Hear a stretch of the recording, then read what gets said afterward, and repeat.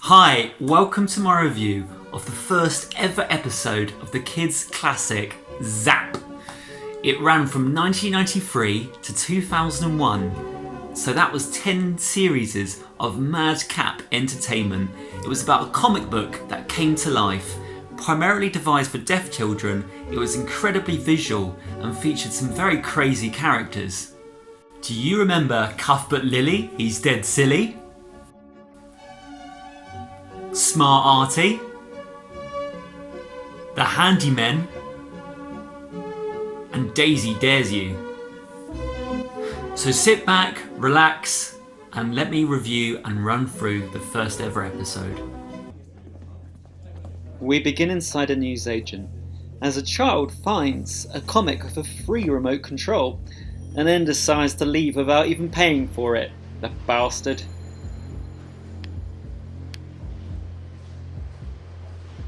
The boy presses a button, shooting enough electricity out of it to power Battersea Power Station, instead summoning an 18-foot giant comic book.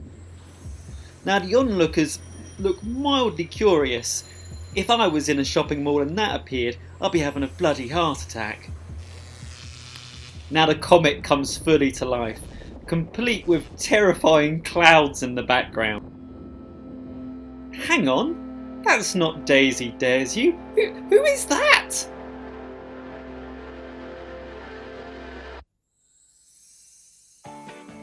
Our first sketch is Mr. Cuthbert Lilly.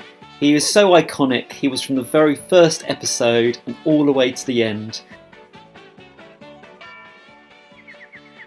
Wearing a strange pink suit which reminds me of some awful dystopian Butlins uniform crossed between a Dumb and Dumber suit jacket, Cuthbert is an underrated silent comedy legend, kind of a strange cocktail of Mr. Bean, Benny Hill, Charlie Chaplin.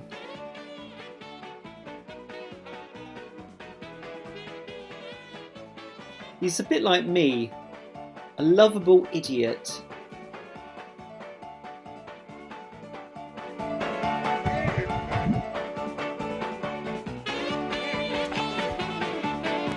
Cuthbert has an ingenious way to walk his dog, called Cuthbert's dog, with minimal effort by attaching a special lead which is probably the same length as the distance between Southampton and Tokyo. I absolutely love that the fat butcher produces fat sausages. Hello, Mr. Fat Butcher. Could I get an obese chipolata, please? Here come some quite questionable sound effects. Whoosh, tug, zoom, whiz, and a yank. Oh, and by the way, I know you're filming this in reverse, guys. And then Cuthbert becomes a running stuntman to chase after his dog, and watching the scene, it reminds me of a character that I once played in a similar fashion. And watching this whole thing really gives me nostalgic feels for the 90s and coming home from school on a Friday to watch this excellent slice of escapism. Already in the past few minutes I've forgotten about a Trump comeback, Brexit and COVID, and I'm just enjoying the fact I'm watching some guy in a pink suit fly through a parked car.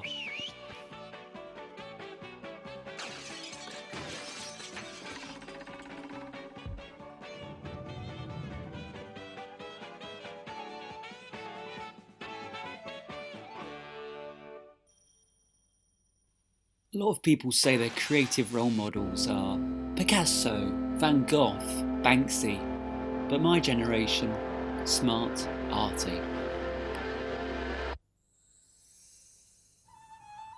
Smart Arty is a presumably French artiste who's dressed in a blue smock covered in paint and a black beret. Likes to kiss you too. In the first series of Zzzap, Smart Arty created pictures from household objects. And in series 2, he had a magic pen which allowed him to bring objects to life. For years I watched Zzzap and I never realised that Smart Arty was actually Art Attack's Neil Buchanan in disguise.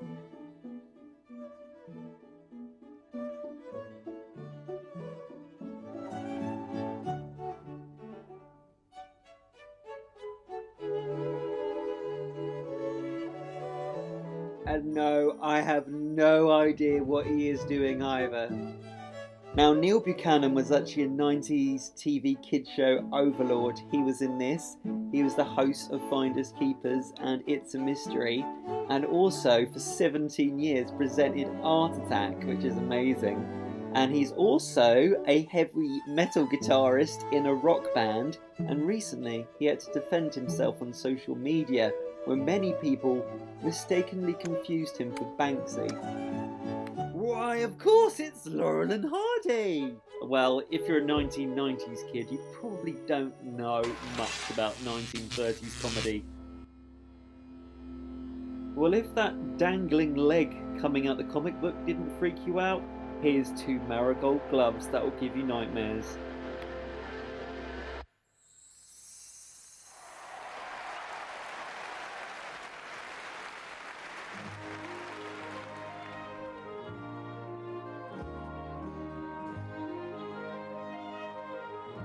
And now the handymen will answer the puzzle that has confused the greatest minds.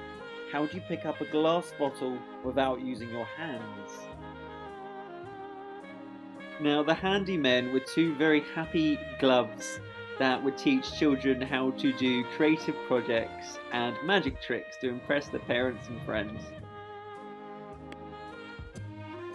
The handymen would go on to entertain children, including segments such as how to make a scarf disappear, how to stuff a kiwi fruit, how to create a biting bookmark, how to make a teddy bear fridge magnet, and also how to make a mashed potato hedgehog.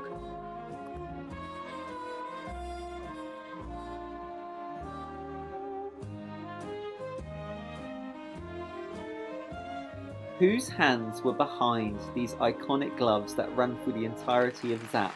They belong to Sarah Pickfall, who does great stuff for the deaf and disabled and now works as a digital includer.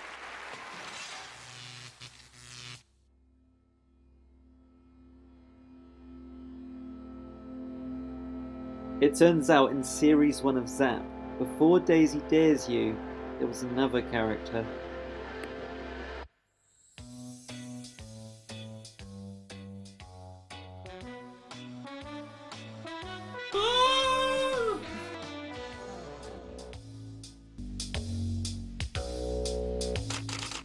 Yeah, so this is Tricky Dicky, and he sets up challenges for some of the most brilliant minds in Britain.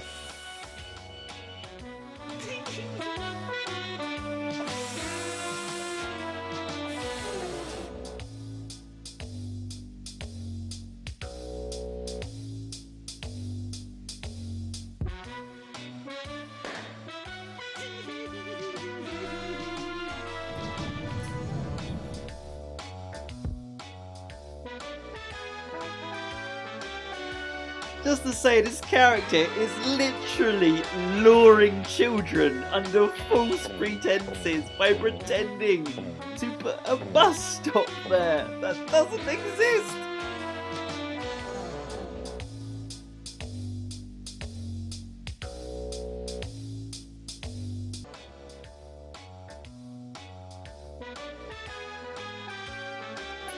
And they're not even allowed pins. How are they going to defend themselves against this bloody child snatcher?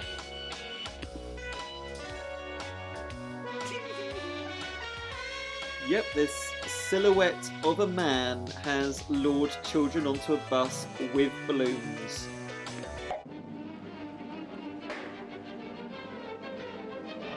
Future Tricky Dicky challenges included: is it possible to stand on a float in a swimming pool? Can you wheelbarrow custard on pudding? Can you drink milkshake on a bouncy castle? And can you eat jelly while your hands are in handcuffs?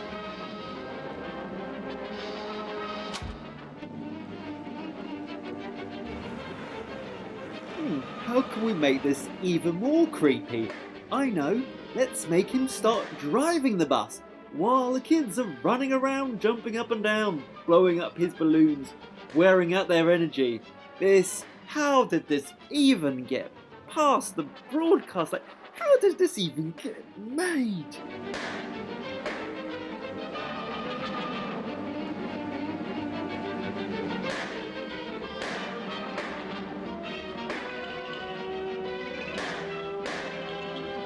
Is anyone else dreading what will happen if the kids don't burst the balloons on time?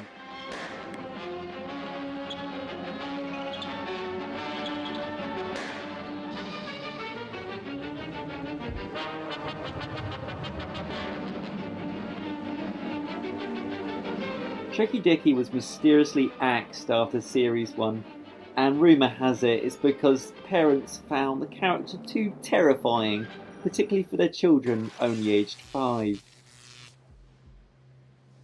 The little boy from the start has finished his edition of Zzzap and then walks off into the unknown, no parents in sight, possibly to get on the bus full of balloons. Actually, I hope not. Wow, what an experience it is watching that back after years. I love the fact that you've got a character for each pursuit. You've got slapstick comedy from Cuthbert. You've got the sort of artistic elegance of Smart Arty. I mean, even though he's wearing a smock covered in paint. You've also got the creative pursuits of the Handymen, meaning that you can actually create something really cool.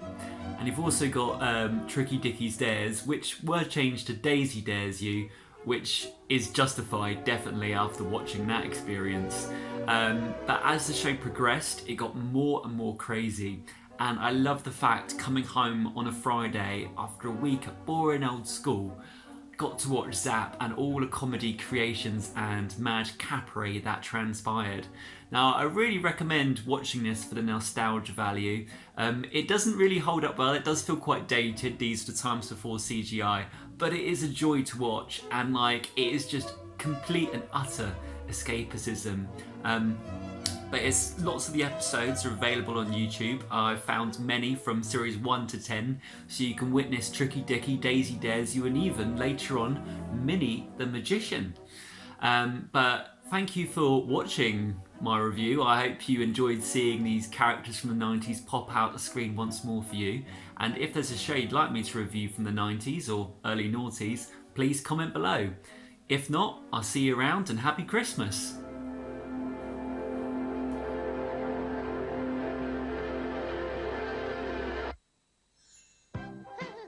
I'd like to give a shout out to Daisy Dares You, a similar character to Tricky Dicky, who replaced him but was far more palatable. She was wearing yellow and black, she was a bit like Minnie the Minx, and she set kids these crazy challenges and games. Now, she inspired me to do my own games party. I invited my friends round a few years ago to take part in very similar challenges. I got them to balance a cookie on their forehead and gently use their facial muscles to try and get it in their mouths. I got them to try to eat a donut, which was dangling from a string with no hands, cue lots of chocolate mess. And I got them to wrap themselves up in bandages, well, toilet roll, to look like they were pharaohs, so they had to race against each other to be head to toe like a mummy. And also the last challenge was to eat jelly with no hands, head diving onto a plate, getting covered in blackcurrant jelly, but no handcuffs like Dickie. But I had a great time doing these crazy games, so yeah, thank you Daisy for introducing absolute carnage to my life and inspiring me to do my own similar challenges.